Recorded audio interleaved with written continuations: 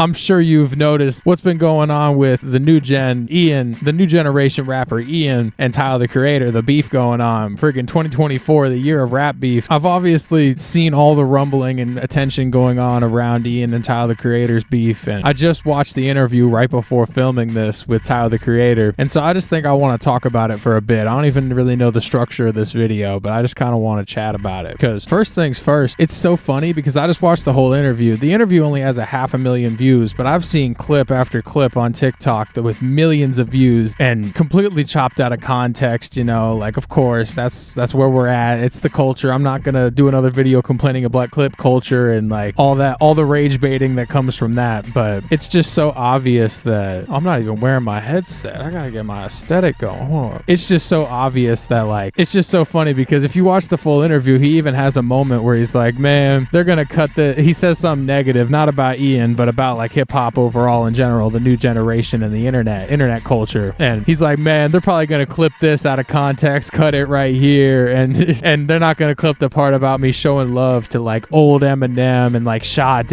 and like Missy and like all this like beautiful stuff, Timbaland. And I mean, he was dead on with it. Like, it's so funny because like Tyler, the Creator, is perceived as this like don't give a shit kind of guy, and he even talks about that in his interview, how he gets that from his mom, where like his mom was the type that like, you know, she lived a very different life than Tyler had to, because Tyler made something of himself at such a young age, so he had a completely different experience than she could ever imagine. But yeah, she gifted him with this attitude and this very attractive persona that has, I mean, done so many favors for him as a person, whether it be on the internet or just in his real world. And so he comes off like this guy that just couldn't give two shits about anything, and he's just gonna say anything, and that was his persona for so long. But I think it's like, it's such the opposite, where it's like Tyler is like such a self-aware and like thoughtful person. Everything he does, everything he says is so like methodical, and he's very self-aware about everything that's going on whenever he's in front of a camera or just in his day-to-day life. You know, I mean, this man's an A-lister. Like, it doesn't just have to be like when he's in front of a camera. And he's so profound, by the way. I could listen to Tyler speak for so long because he really loves this stuff. He really loves the craft. He loves hip-hop and music. He really is like a definition of like a student of this. And I know from the way I'm hyping up Tyler at the beginning of this video, it seems like I'm about to crap on Ian, but I don't even really feel that way about it. I'm not the guy to like defend Ian's place in hip-hop, and I'm not going to, because he's very much a part of a new gen of rappers that have their place and definitely are getting their credibility and deserve it. But I won't lie to you, like, TikTok is not my first place where I go to find music. I've found some beautiful gems from TikTok, like Honest Dave, like Tommy Richmond, like all these like genuinely good artists that seem like they're gonna do some amazing things in the near future and are doing amazing things right now. And I enjoy Ian's music. Like, I wanted to do a video on him for a minute. I just couldn't quite figure out my take on it, you know, my spin on it. And I think that he has a good place, and like that, he's like semi-ironic, like semi-serious like persona, like works really well for the internet and social media. And so his like him getting co-signed recently by Lil Yachty, and like he's definitely making moves, and I think that he could do a lot of good things for music. But I totally see what Tyler is saying when he talks about like guys like Ian doing what he does currently is definitely just contributing to the meme rap, you know, the Ice Spices of the world. I'm not gonna crap on Ice Spice. I'm not gonna crap on anybody, because they totally have like, they can pivot and they could change, and they could totally like elevate their music and their craft and what they're contributing to this genre. Because I mean, let's face it, like meme rap nearly killed hip hop. Like, it wasn't until like, you know, all the beef stuff started happening earlier in the year that hip hop really felt like it was getting its resurgence. That I don't know if you'd even would call it a resurgence. It was definitely in a low. If there was a graph of hip hop, there was definitely a good dip in the past couple of years, like with everything going on in hip hop when it comes to like making music for TikTok and making those like choppable clips that, you know, are only good for like songs that are only relevant for about 5 seconds, 15 seconds to do a little dance. I've heard it from so many different people where it's like, if you actually watch, I haven't done it personally, I haven't gone to any of these shows, but it's like if you watch one of these TikTok artists at a live show, the crowd doesn't know the song until that little 15-second clip comes up where they know the TikTok sound, and then goes back to they don't know the rest of the song because no one's really listening to that song. It gets all of its streams from TikTok.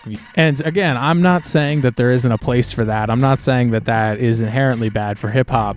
And I'm not going to say that they don't have a chance of like, you know, switching it up and innovating, because mind you, Tyler the Creator was this guy. Tyler the Creator made this like provocative, overly explicit, like crazy rap. Like he was heavily inspired by Eminem. It's so clear. He didn't even have to say that.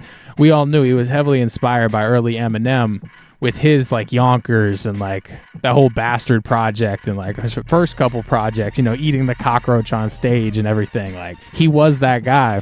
And then around Flower Boy time, like he started to elevate his craft, and it was something that had been there the whole time. He always cared about the music. It was just about getting the platform and then showing people what he's really about, what he really can do. And so I think that a lot of people have this opportunity. Like Lil Yachty co-signed Ian, and Lil Yachty is a great example of this as well. Somebody that started out in this like in the mumble rap era, this like ignorant rap where like they don't have a respect for the craft, the art that is hip hop. They don't consider themselves artists. They're rappers, you know. There really is a unique distinction there. And I'm not even talking about like if you can mix R&B or pop or make stuff that isn't just like bar for bar. There's artists and there's rappers. Like Nas is an artist, just so you don't get confused. Like I'm talking about like lyricism is definitely a part of an art. And then there's some people that just rap. And Lil Yachty was one of these guys that totally was just like a rapper.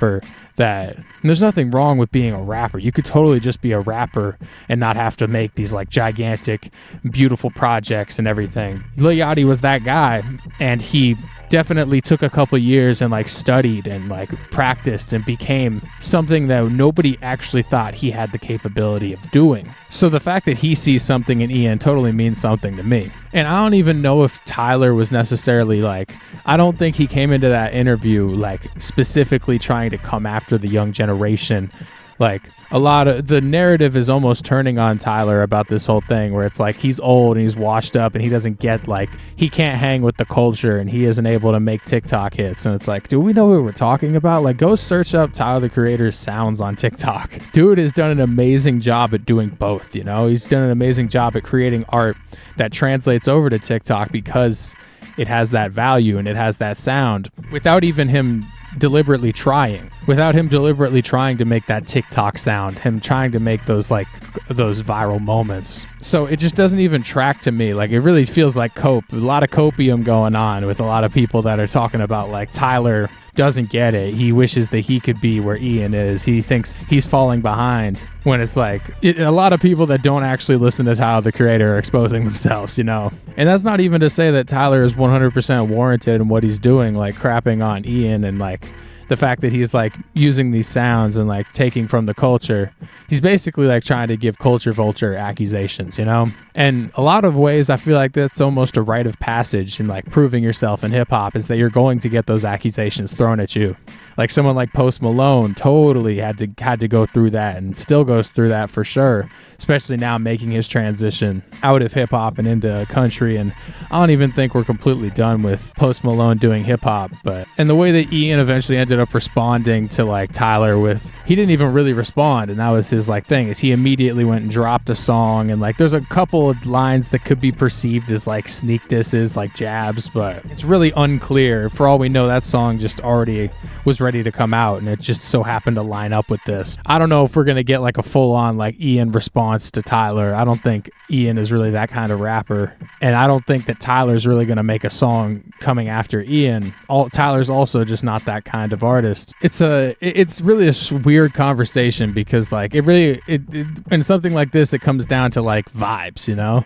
Like it comes down to like, does this person have the vibe that matches somebody that really truly loves the art that they're in, the sport that they're in, if you will? Does it seem like they know how this genre got here, and it seems like they're trying to further the genre and not just profit, make a name for themselves and then pivot, you know? I don't think we know enough about Ian just yet to truly know if what the case truly is there, you know? This whole like beef just feels mucky to me. It feels dirty. Like seems like Tyler really struck a chord. Not even like Tyler's 15-second clip that we all saw really struck a chord with like a fan base that doesn't really mess with Tyler, doesn't really know about Tyler. maybe used to know about Tyler, but just kind of forgot about him a little bit. They're not the ones that were going to be showing up to Tyler shows, and they're not the ones that were going to be buying the vinyls. They're not the ones that, frankly, until this all happened, I thought that Tyler, until this all happened, and even now I still hold this opinion that Tyler definitely has done a really good job at shifting to like the new generation and like involving himself with the new kind of style. But it seems like people are trying to draw a wedge between Tyler and make him seem like an old head, which is so funny because like Tyler coming up, he was the counterculture kind of guy. He was the guy that like came out shitting on all these like mainstream stuff and what was like, the viral sound. He totally was that guy, but he never really,